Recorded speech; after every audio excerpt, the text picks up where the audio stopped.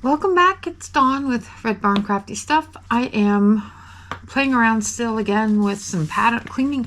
My goal today is to clean out this palette, and I know that that seems like a and this one, this little gnarly thing here. I was in a red, green, and blue mode, and I got this thing so full of pigment. Both of these two. This one was just as crusty and gunked up with pigment. I'm sorry, pigment. I don't mean to speak ill of you like that. But I tucked them away in a drawer because when I finished the project that I was working on, and I can't even tell you what that was. It's been years pre-pandemic, so that gives you an idea. Once I was done with my project, I didn't want to waste the pigment. And I don't know if you can see here, but there's some really chunky, thick, chunky bits of pigment right there. Plus, you know, what's in the pan too. So I've just been sticking them in a drawer and pretending they aren't in there. And now I'm ready to use them in a artistic or at least exercise kind of way. So I picked up this book at Five and Below probably a year or two ago.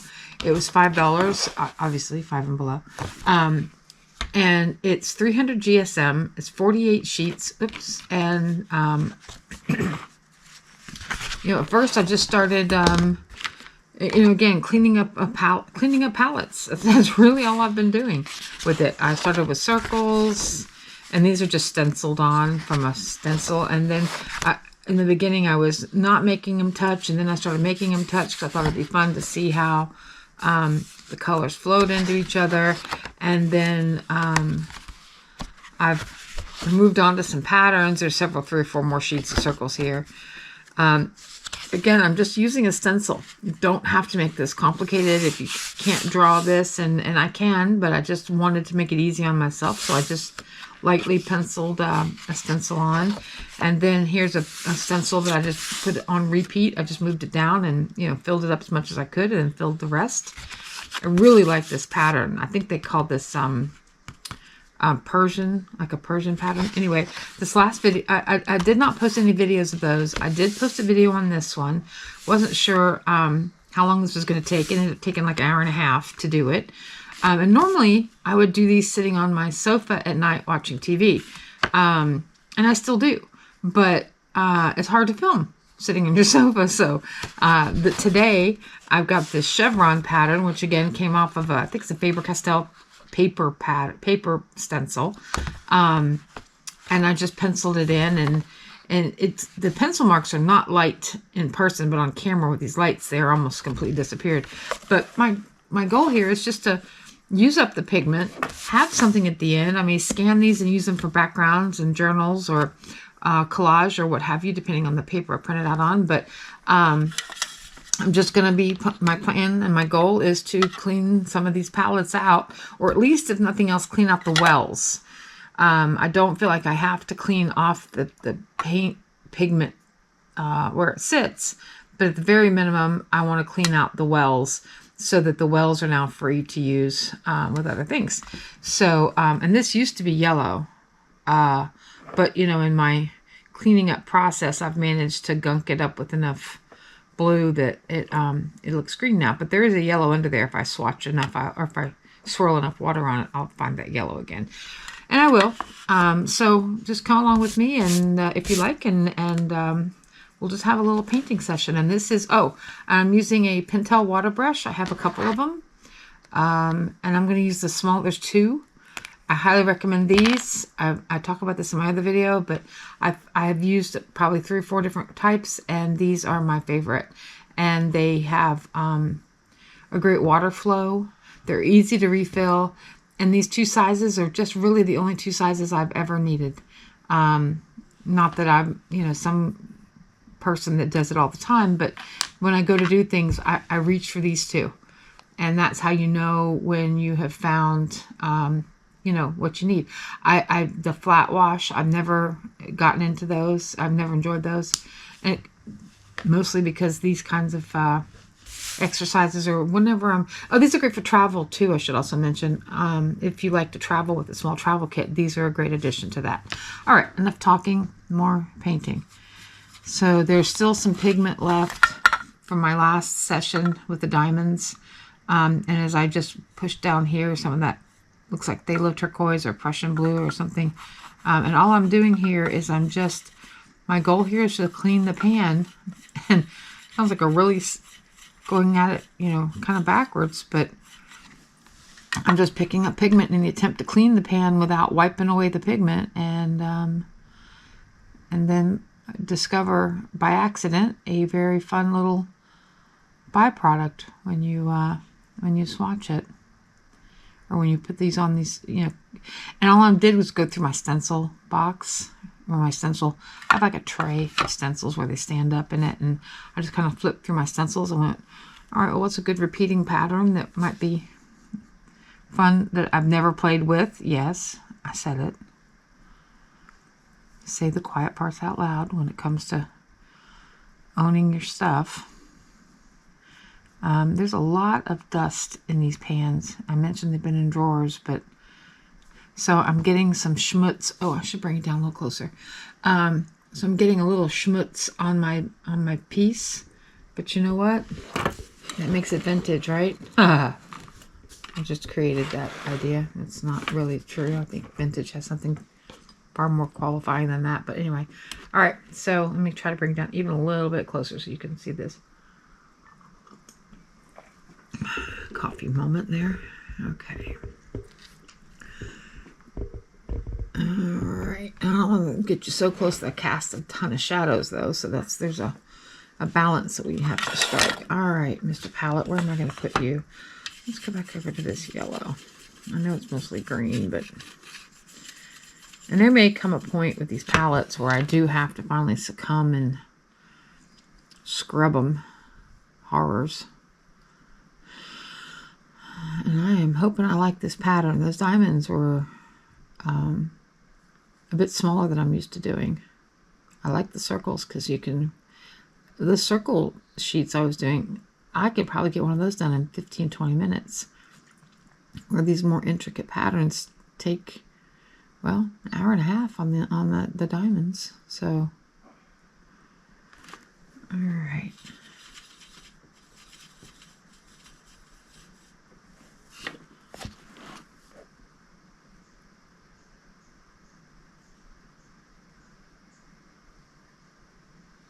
I think that's phthalo turquoise, and that is a yummy, although I got a little too much pigment. That is a yummy, yummy color. I'm not going to pick up any more pigment. I'm just going to try to spread that out a little bit. And I'm doing this in the early morning as I sit down with my coffee. It kind of helps me gather my thoughts for the day.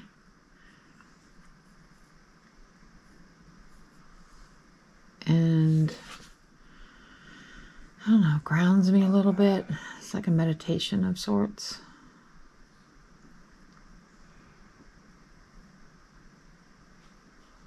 I'm focused on getting the pigment down. And I'm not worried about the colors being close to each other or repeating.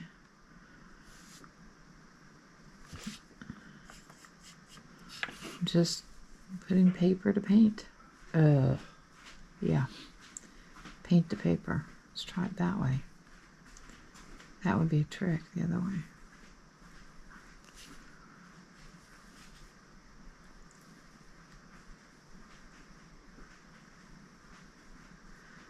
And I would do this of an evening too. I mentioned I do this sitting on the couch sometimes. As a way of winding down from the end of a work day or whatever kind of day. I found it very, I was picking up a little bit of yellow just then. Well, the yellow/green. Just to kind of spread some of this pigment out so it's not so saturated in that one little chevron. Or half chevron.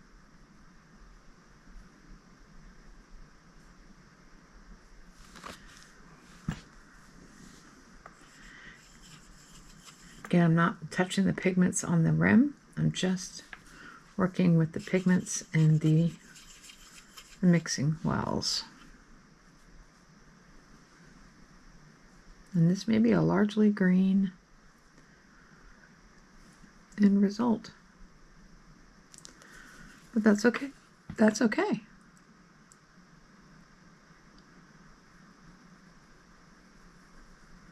Because the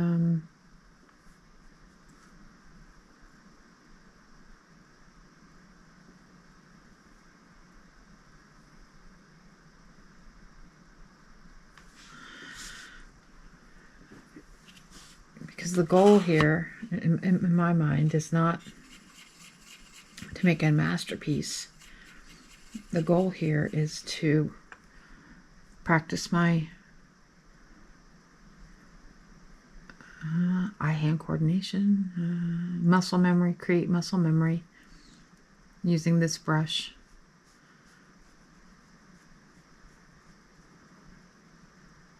To work on small detail like this, which is not always easy, and practice every day.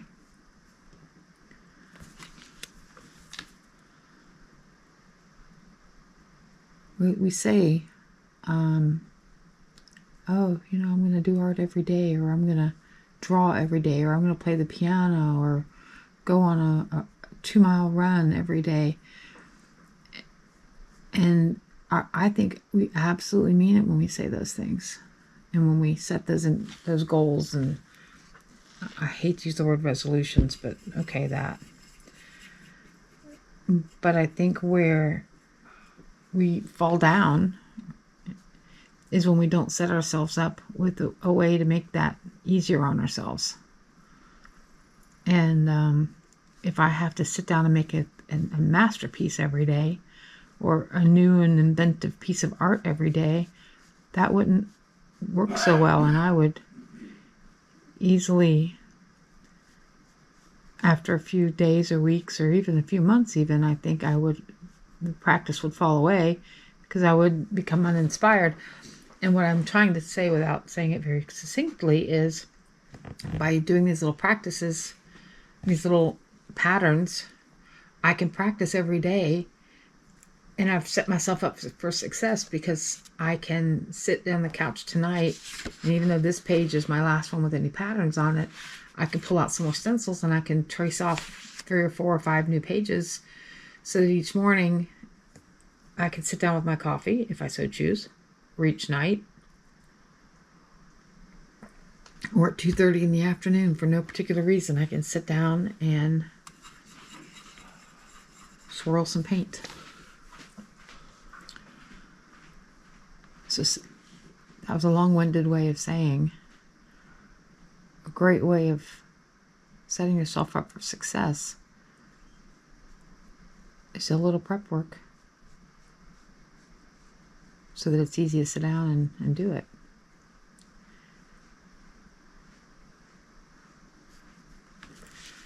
And I'm resisting the urge to go back and correct some lines, because it's not about that, even though I want to. Watercolor doesn't like it when you do that too much. This paper is super smooth.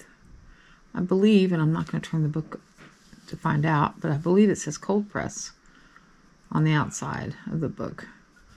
But I would say, nope, hot press. It's very, very smooth. Just go to Walmart. They have these little books there.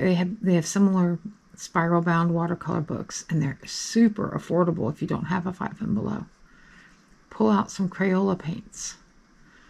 Pull out a scraggy brush that's seen better days because your kids have used it and left it. Or maybe go buy I think this is a $4 water brush. I keep calling it a pen. What is my problem? This doesn't have to be expensive to be useful and effective.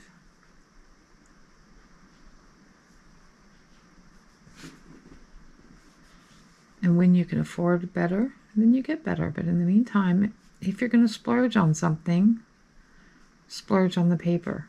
Clearly, I didn't. And I couldn't even tell you what these pigments are. I don't know.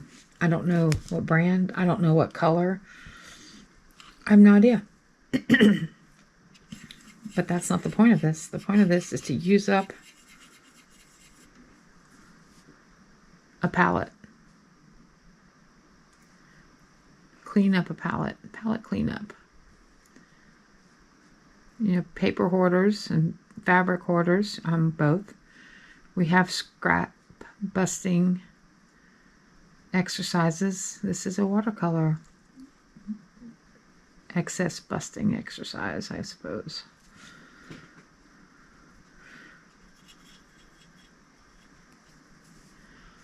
And at this rate, I will have this entire book filled with these green and blue colors because I have a boatload of pigment in these wells, and as you can see, I'm barely using any.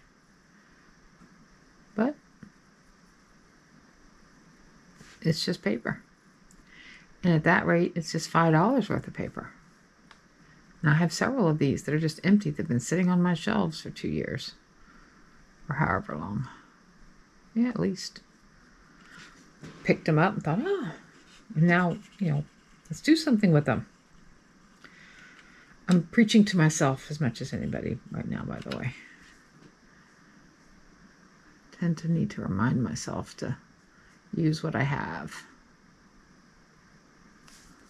I bought it for a reason. No, that's not true.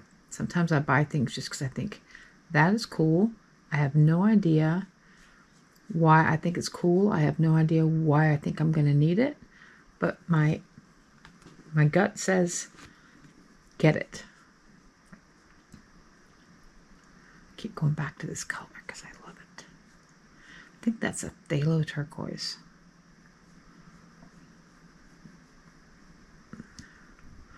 When I get closer to the end of this cleaning out project, these little puddles of dried up pigment, I may go swatch and then compare them to some of the other things I have to see if I can determine what they are. And then I might write down something somewhere that says, okay, that's what these pigments are, for future reference. Because my plan is to use these palettes again, to reuse them. I can't if they're all full of paint.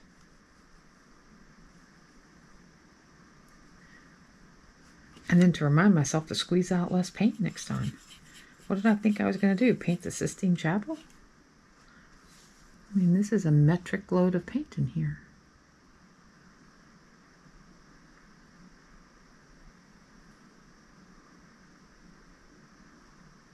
But if I hadn't, I wouldn't have found this exercise. So there's that.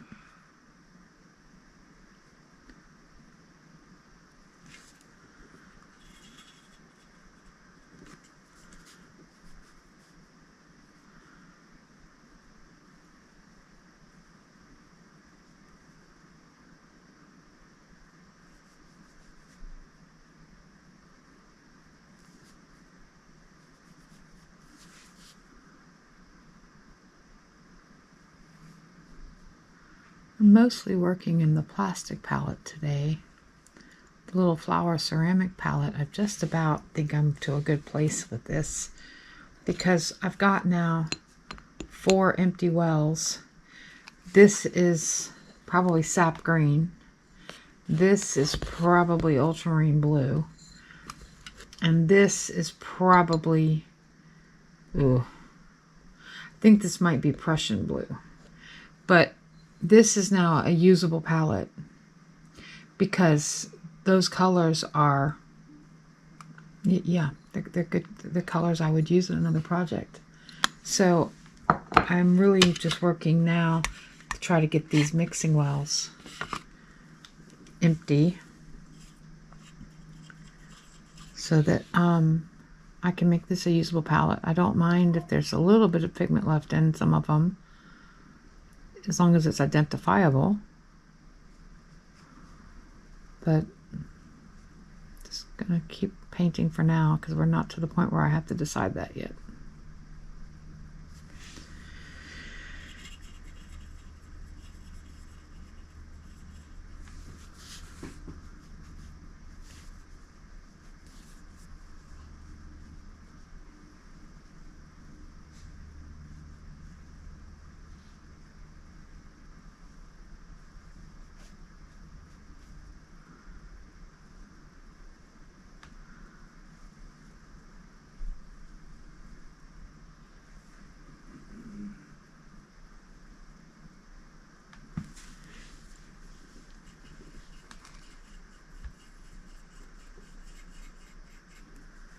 I think some of these wells are, no, I guess maybe they are. I thought maybe some of these wells are where I'd taken a blue and a yellow and made a green, but I see globs of pigment next to them on the upper rim, so I guess no. I wonder if this is like a hooker's green right here.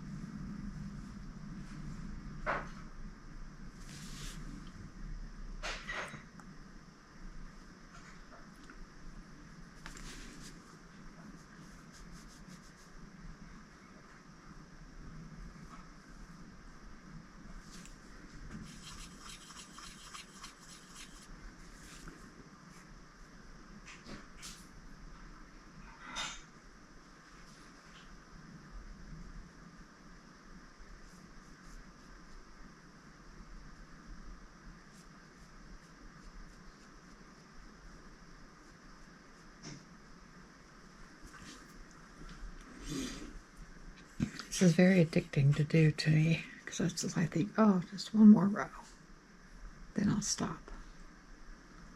And you get to the end of that row and you think, oh, just one more.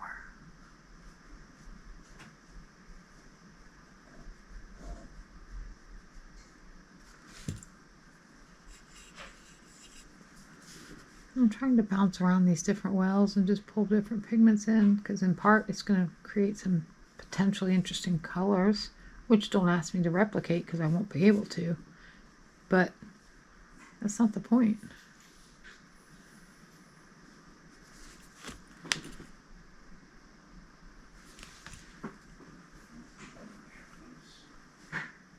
That is not the point. The point is to find something interesting that you like. Maybe something you love.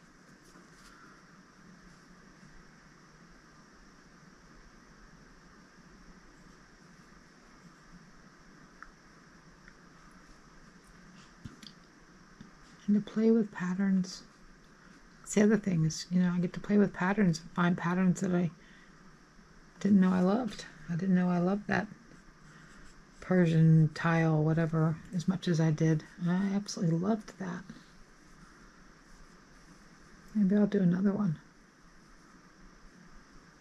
It's challenging to paint because of all of the, it's got sharp edges and round edges.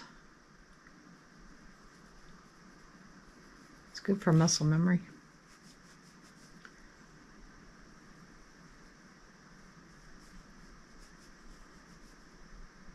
And the goal here is not for me not to speed through and finish this. The goal is to just enjoy the process, enjoy the paint, enjoy the colors. Let them talk to you.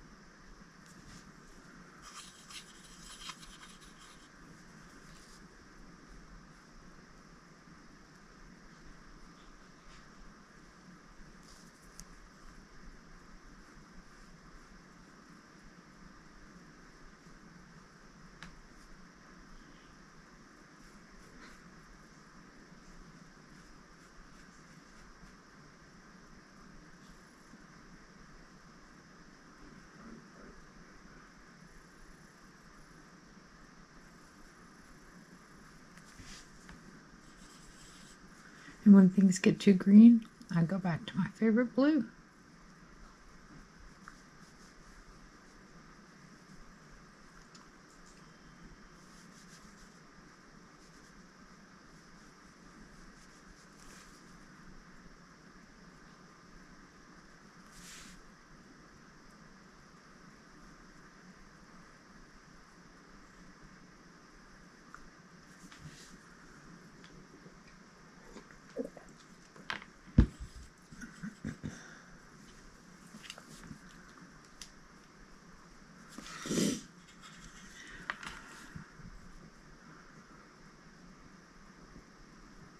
I'm sipping coffee just off camera.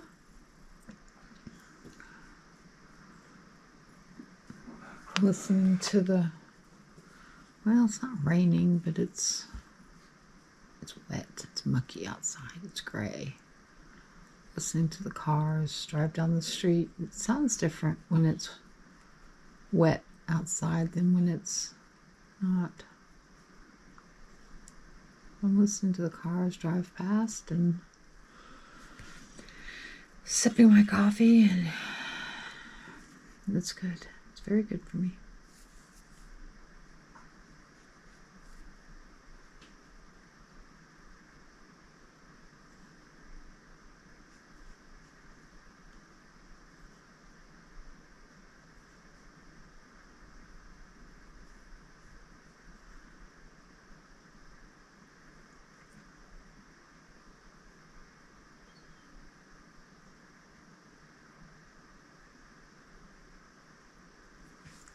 I really like that color combo.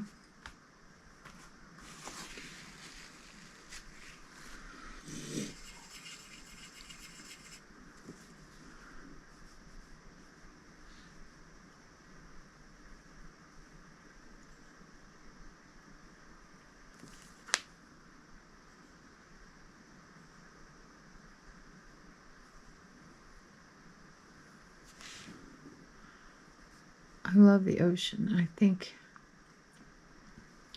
there's two things that have influenced my love of turquoise over my life. One is I love the ocean. I love the sea. Don't want to live near it. It's too dangerous, too unpredictable. I live in Florida, too many hurricanes. Don't want to live near it. But I love the color. I love getting in it. I love snorkeling and scuba diving, especially in beautiful, clear turquoise waters like in the Caribbean and the Bahamas, and love it.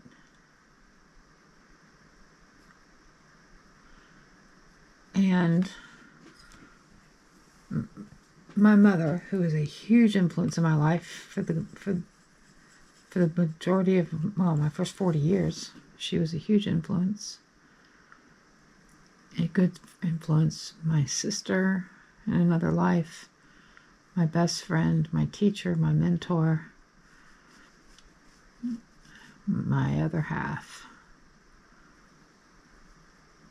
my BFF. Her favorite color was turquoise, and when I was younger, I remember there was a day where the family decided, my mom and my dad decided that my mother needed a new car.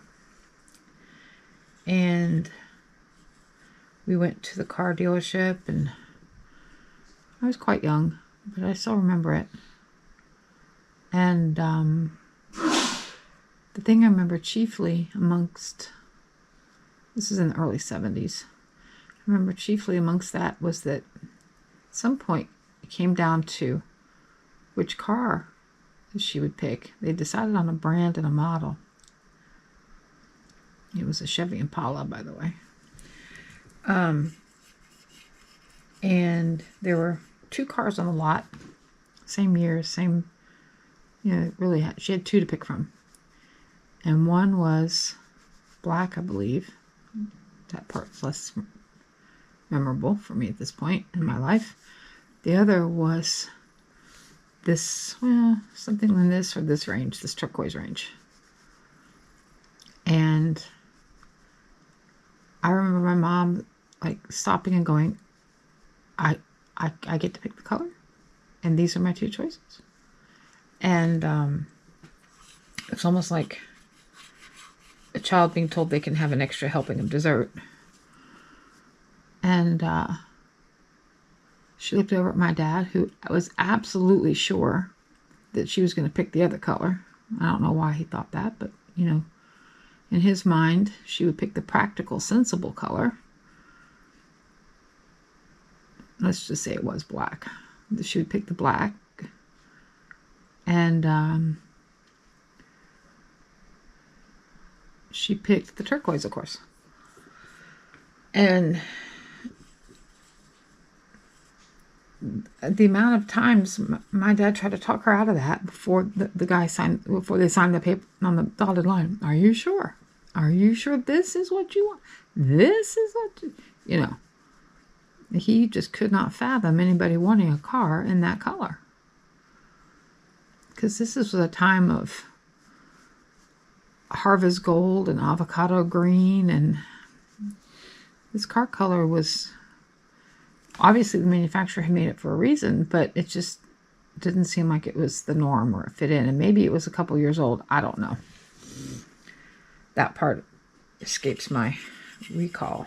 But the point of this story is that my mom loved turquoise so much, and she just squealed in delight like a Christmas morning, what did Santa bring me moment, when she realized she could pick her car. And anybody that asked about that car after that, that was always included as a part of the story. I got to pick the color.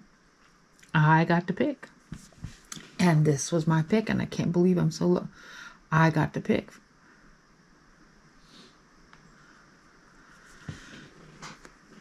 And it was the family car, so I get that. Because my dad drove around something that was, you know, when he'd go commute to work and so forth, the family would ride in this one, as opposed to his car. But that turquoise Chevy Impala from 1970 whatever was the love of my mother's life. And my mother doesn't love things. So for her to love that car was so atypical. And the amount of enjoyment that she had owning that turquoise car with the bench seating and, you know, seatbelts? No. Well, maybe it had seatbelts. I don't know. Never saw them. And then when the time came that that car had reached the end of its productive life, at least for us, that was a sad day when they took that Impala away. And she never owned another turquoise car in her life, as it turns out. I think she would have had she had the opportunity, but, you know, things just always work out the way they work out, right? But those two things, I think, have influenced me the most. And I didn't fall in love with turquoise at that young age. It took me years later. I had other colors that I had crushes on through the years before I finally decided other blues and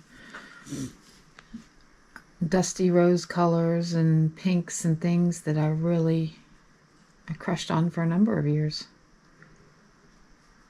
You know how when you ask children, oh, what's your favorite color? And they're in kindergarten or whatever, and what do you want to be when you grow up? A fireman.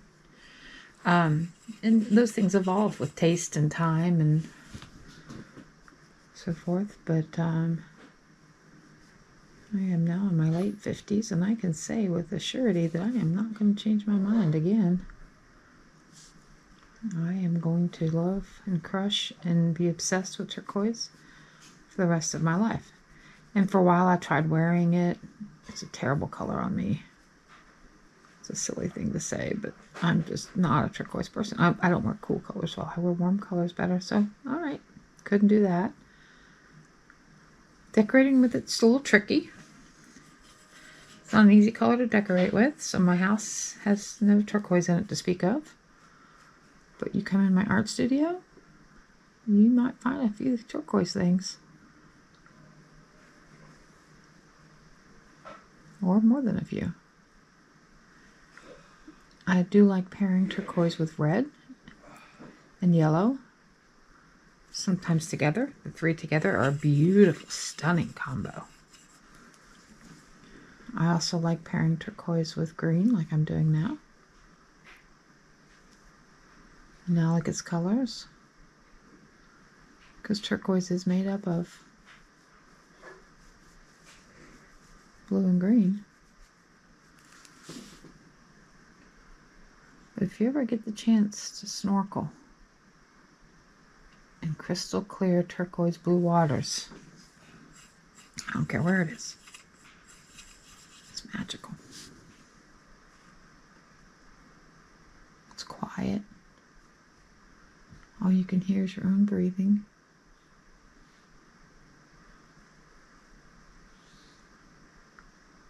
And the sound of the water currents as it laps over your ear. And maybe the sound of your heartbeat, if you listen close enough.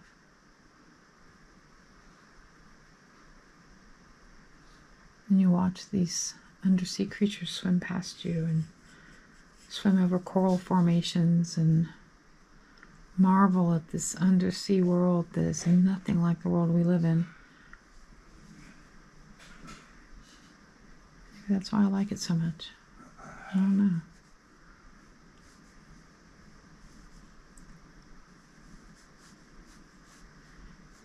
In all other aspects of my life, I like warm colors. I wear warm colors. My house is decorated in warm colors. But there's something very magical about this turquoise, this cool blue-green color that has captured my heart and my attention for several decades now.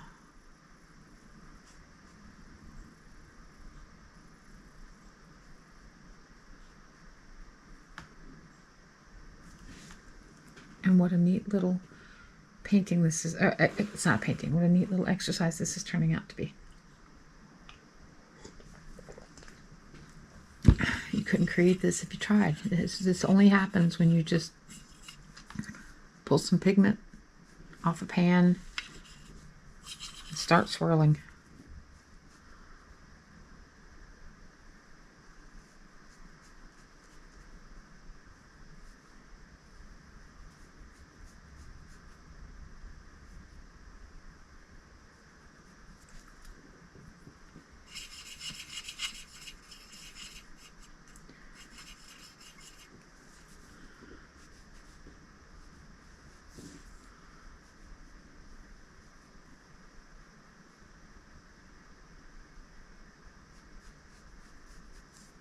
And I know turquoise waters exist in places other than the Caribbean.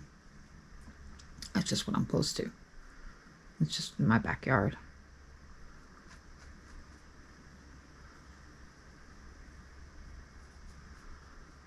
But snorkeling is marvelous. I taught my kids how to snorkel when they were really little. Not that you need to be taught, but I mean you do. You just need to know not to duck your head under the waves, keep your snorkel out, and I would take them snorkeling even if they couldn't swim very well. I remember one time we were in St. Thomas and my son was like, I don't know, 5 or 6. Of course, his little legs has to work twice as hard as mine and his big sister's legs. So I just grabbed his hand and said, come on, I'll pull you.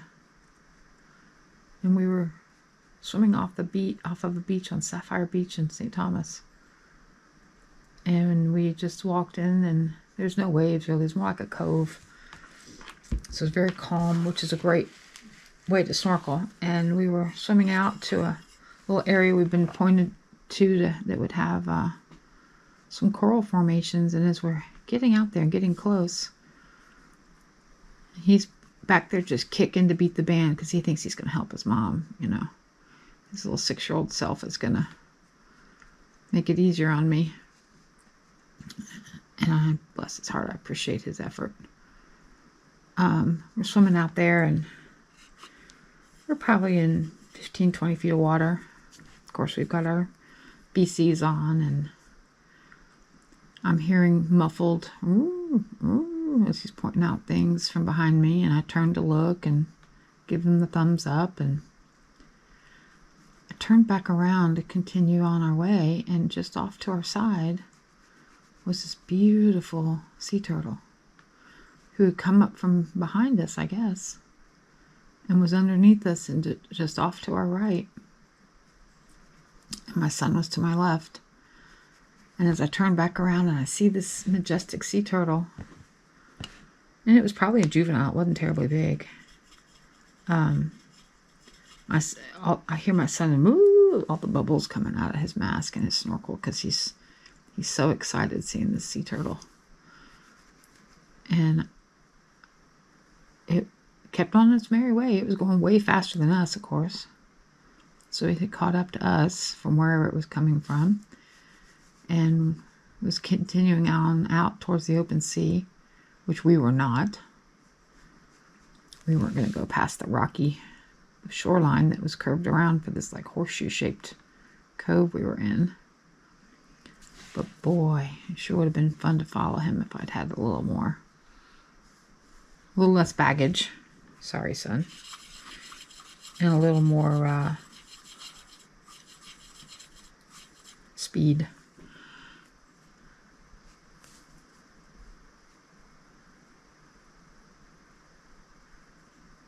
I did snorkel one time in the Red Sea with, it's like a jet ski. I forget the name, what it's called, but it's an underwater. It looks like something very James Bondish, and it's like a torpedo shape, and it has two handles on it, and you pull the trigger, and you're not careful, it's going to drag you faster than you might want to go underwater. And I wore a mask and a snorkel, and talk about high-speed snorkeling. You could really cover a lot of ground fast. I'd have been able to keep up with that sea turtle in St. Thomas that way, had I had that little contraption. But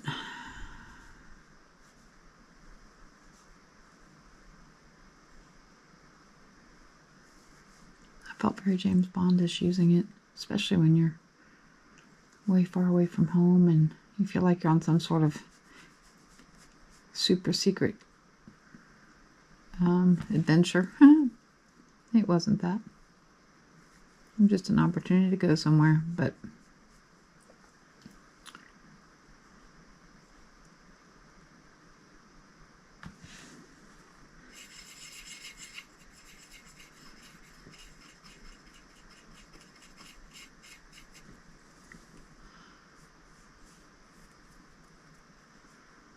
well, this looks like this is going to be another hour-and-a-half video, because I'm about 45 minutes in here and not quite half done. But that's okay. Destination is not the goal. It's enjoying the journey. And I'm glad you're riding along with me.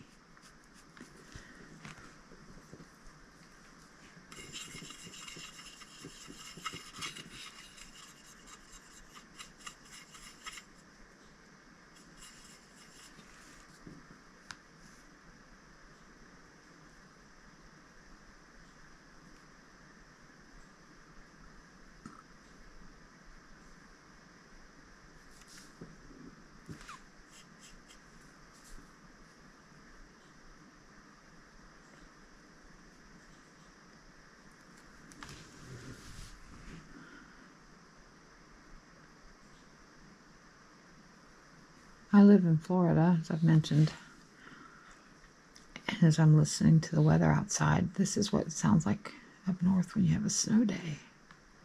It's like everything's still and quiet, and there's a color and a cast and I don't know, a mist that's hanging about. And if I were a certain number of degrees further north, it would be a snow day.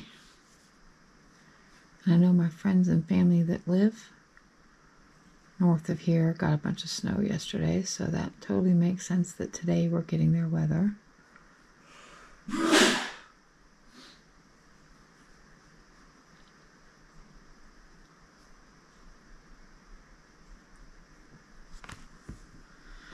But it's a funny thing for a Floridian to say, oh, it looks like a snow day, because we never get snow.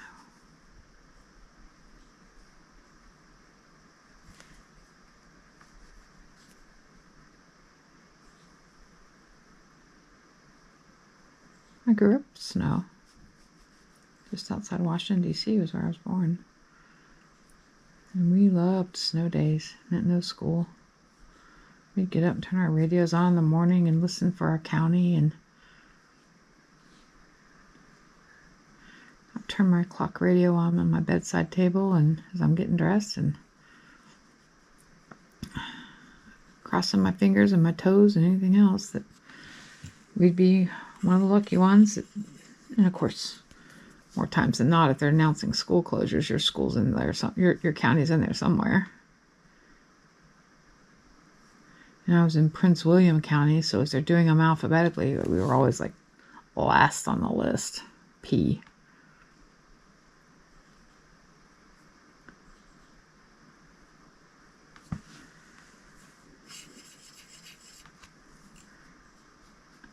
I am right now adding a bit more water or squeezing my brush.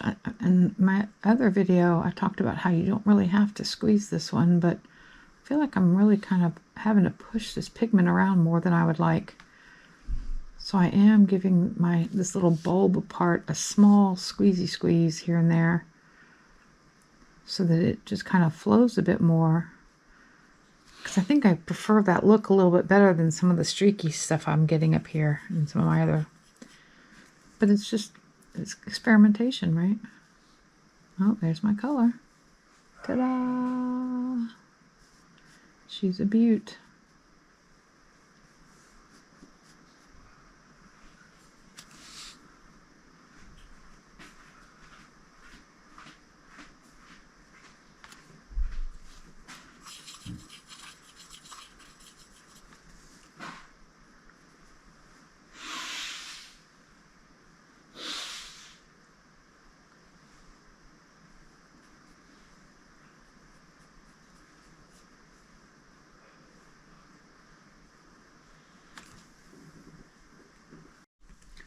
We come back from this commercial interruption because UPS, whatever, Amazon just delivered these guys, and they are way better than I would have thought. They're, as you can hear, ceramic. I got 2 of them. And I really dislike the plastic. Yes, the plastic. I really dislike the plastic mixing wells, which I have a bunch of, which I'm trying to get rid of. Trying to use up and not have plastic. I just don't like them. I'm not worried about microplastics in this case, but just to give you an idea of the size, here's my hand. But what you can't tell in the pictures is how deep, how substantial these wells are. I wasn't worried about that so much, but the mixing wells are what I'm going to use for the mixing wells. This is going to be my my everyday palette going forward, and I'm auditioning the colors that are going to go in it. But I like it because you can clank them. Yes, you can clank them. You can stack them, or offset them. But then they can go side by side, or clank again. Really, apparently I love clanking ceramic. You can the flexibility. And then if I want a third one, I could do a horseshoe, do a third one up here. Because, more is more. But anyway, back to the chevrons. I just wanted to share these because they're wonderful. But can I decide on just 10 colors? That is the question. Stay tuned. Okay, let's continue on our quest to use the pigment for a greater good, besides sitting in a plastic pan for 5 years.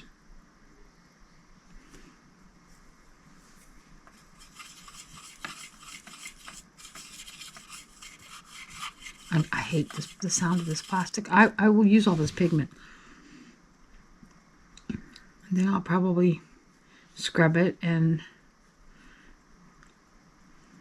gift it to someone.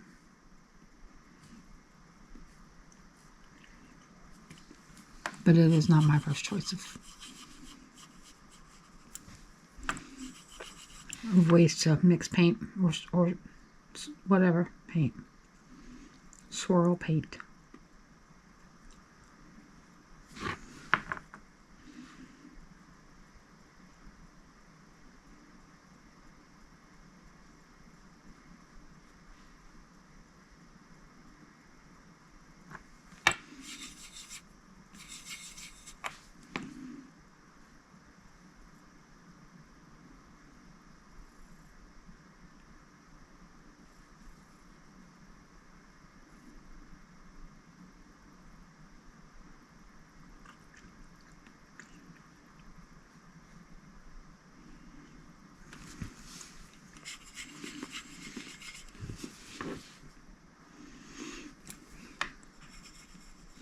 I feel like with as much pigment as I have in these pans, it's going to take me a year to get rid of or to use them all. But I'll just keep filling up these these patterns. I pulled out some more stencils earlier. Start creating some new patterns to fill in.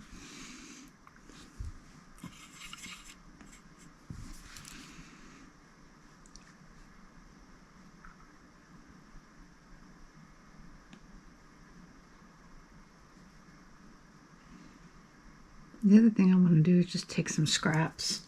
Like I have watercolor scraps like this.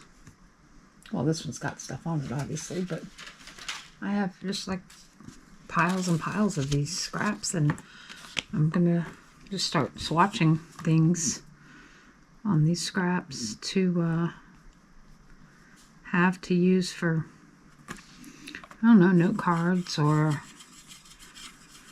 I don't junk journal, but I know a lot of people do, and I might try to do something that's I can give to people in my life that are junk journalers that might enjoy using.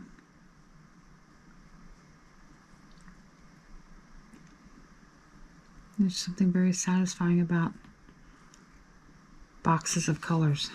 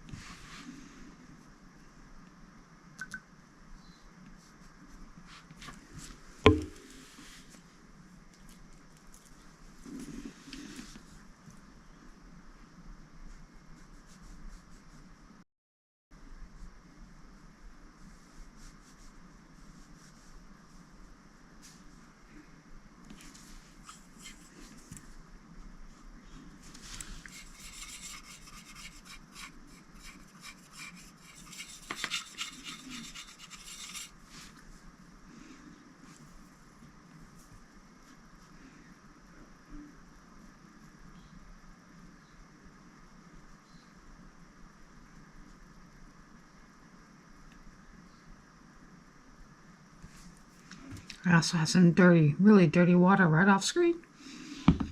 And I may or may not be dipping my brush into that once in a while just to kind of dull some of these colors a little bit, just to see what else I get. Doesn't seem to be having much of an effect though.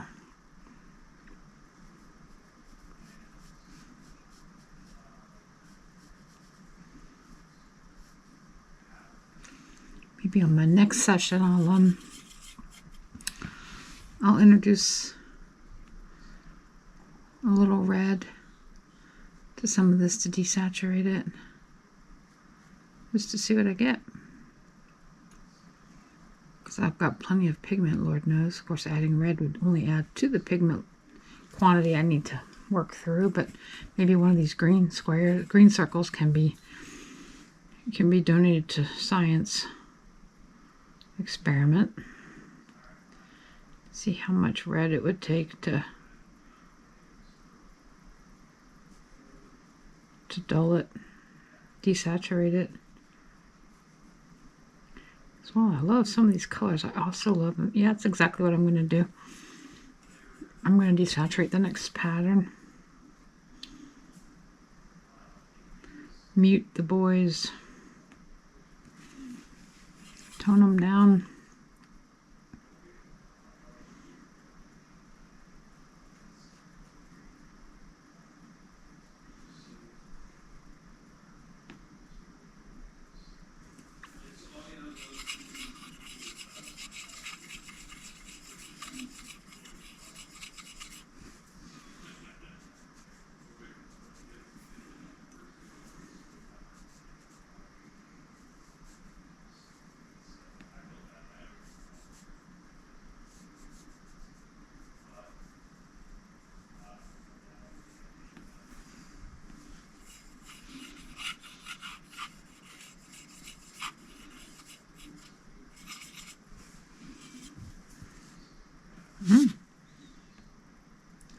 Hair roll or something. These pans are really dusty and crusty. I tried blowing them out with some compressed air, and then I just took a dry paper towel and just tried to dust them. But I'm still getting dust particles. But that's the way it goes when it's been sitting for years in a drawer. Dust is going to collect.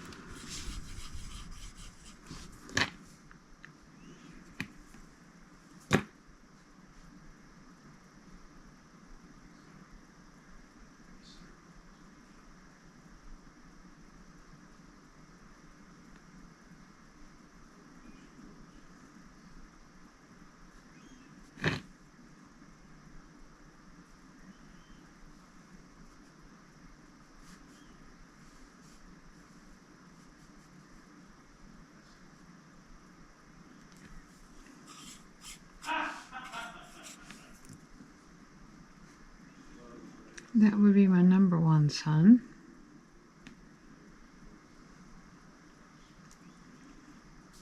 I only have one. Number two child, number one son.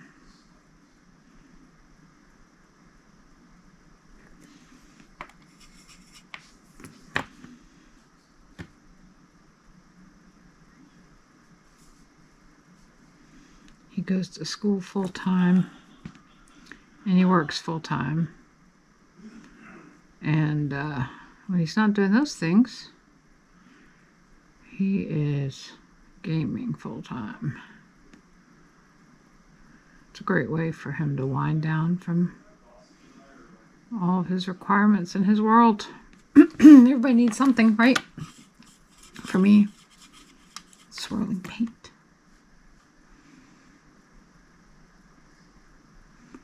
I've been where he was. Going to school full-time, working full-time. I was newly married. Probably not a great combo for our first year of marriage, but you know, whatever.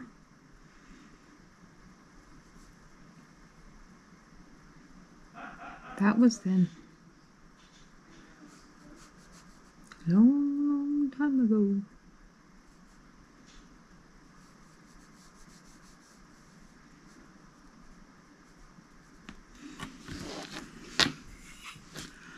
My yellow is really getting down to virtually no yellow left, and this pan is all green. Feels like.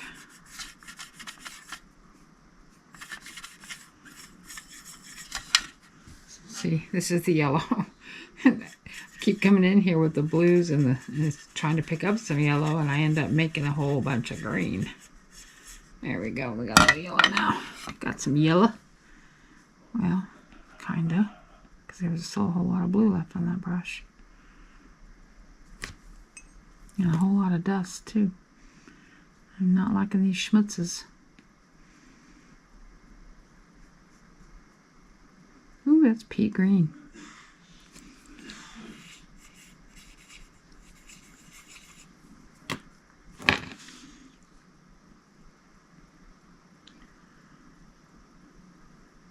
Not really planning this. I'm just, like, just now I didn't want to put the same color right underneath, so I came down here. Because I wasn't going to get new pigment. I still had so much left in my brush that I just switched the end. Just to give some variety in the pattern. Now I just barely touched that phthalo. And wow, shifted that color right away, didn't it?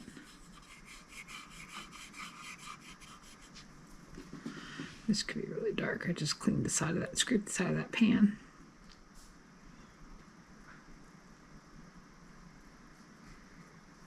Yep, dark.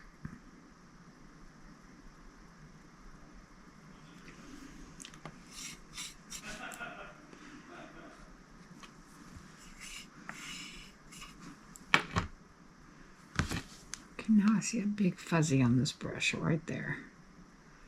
Try to take it off with my fingernail. There, I think I got it. One less fuzzy in the world.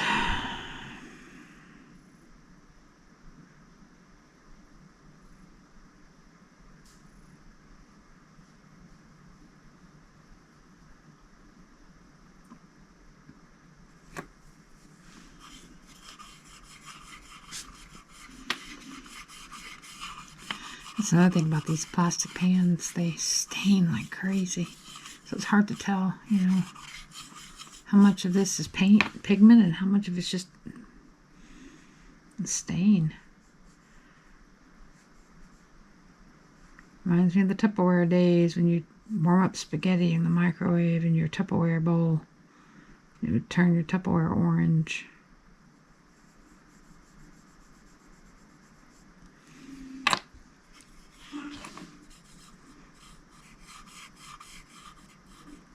Kind of the same thing.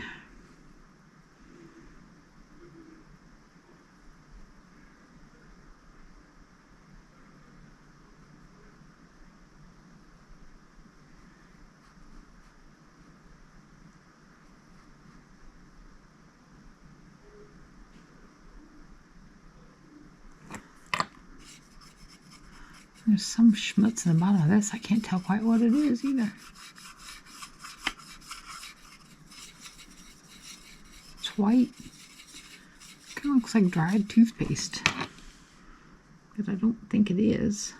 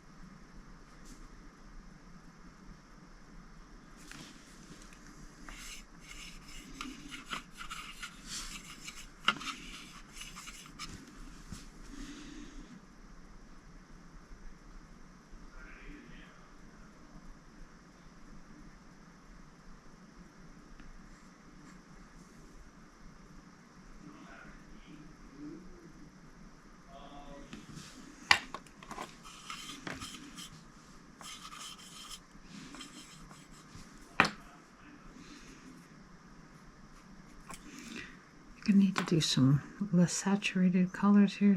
Just use a lot of water on some of these just to thin out the pigment so you get a variation in color just for funsies, just for variety. Like just keep painting until you run out of pigment. Not pick up anymore.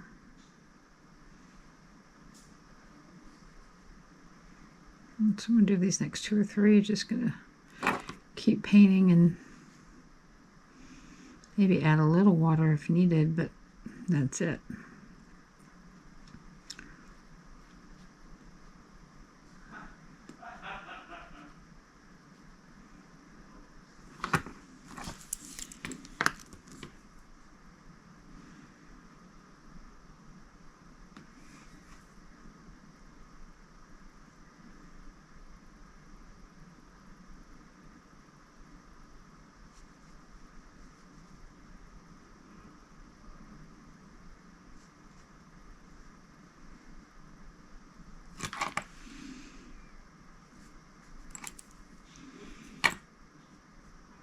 A lot of pigment in there, wasn't it? It's still going. It's like the Energizer Bunny. I'm just going to go back down here and start over. No more pigment, just water.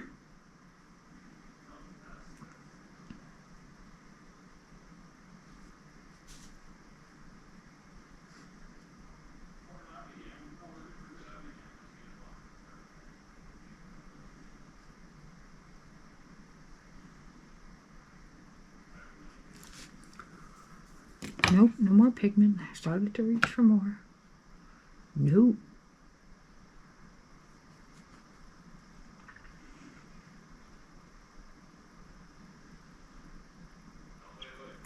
One of the goals is to use up those pigments in that pan. But one of the other goals is to play with the colors. See how far you can stretch it. So if I started here, 1, 2, 3, 4, 5, 6, 7, 8.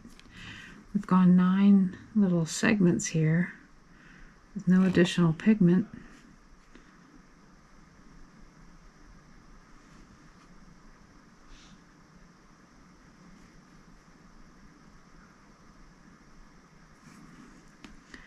And it is still going.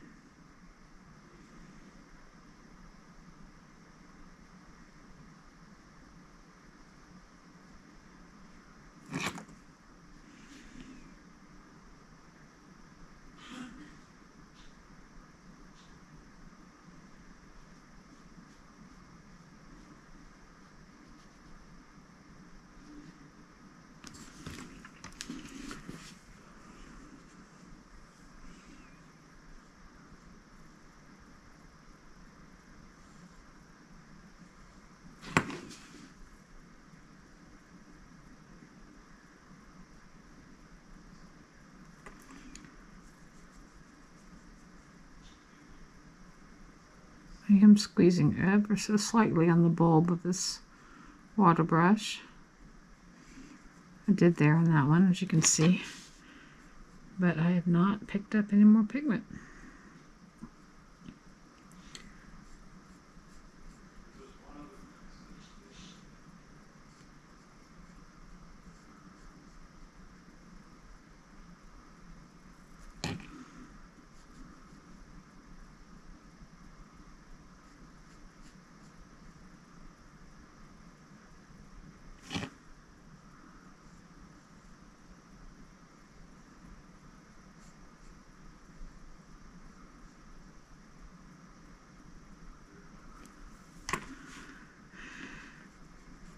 Just squeezed it again. Some water naturally comes out.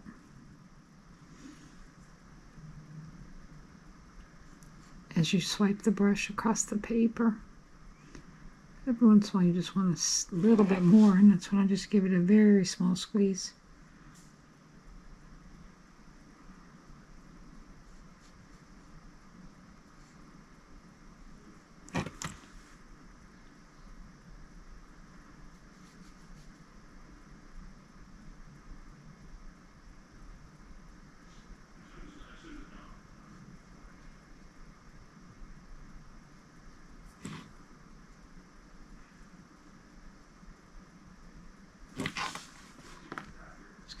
green now.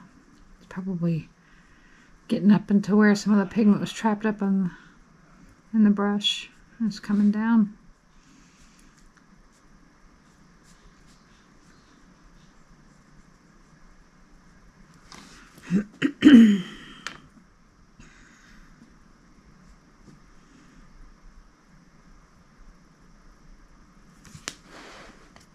Sorry about that.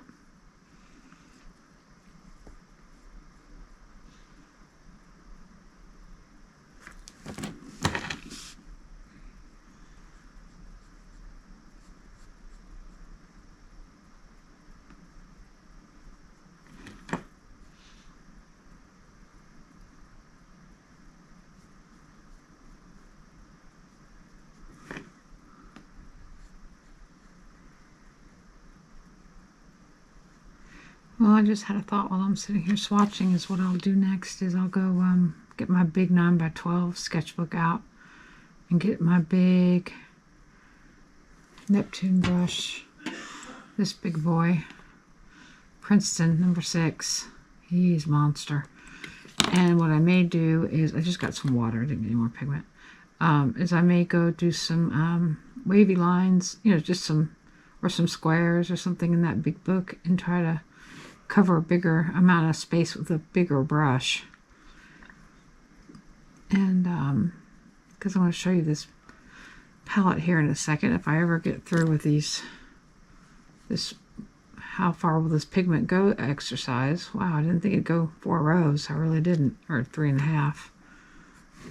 But here I am, still going, still a viable pigment.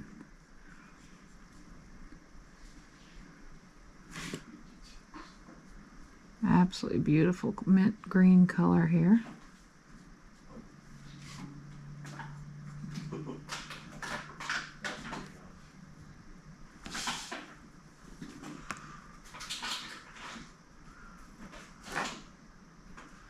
I'll show you the palette here in a second, because we're almost to the end here.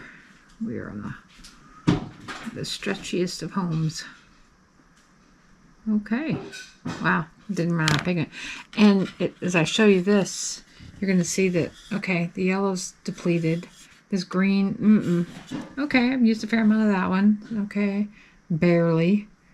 And then a little bit of that one, but there's still a significant amount of pigment in all of these guys. And I've done a lot here. But anyway, I'm gonna go play. I think I'm gonna go pull the big one out and swatch in that one a little bit and play around with some bigger brushes and see what we come up with. Thanks for stopping by again. See you again soon. Bye.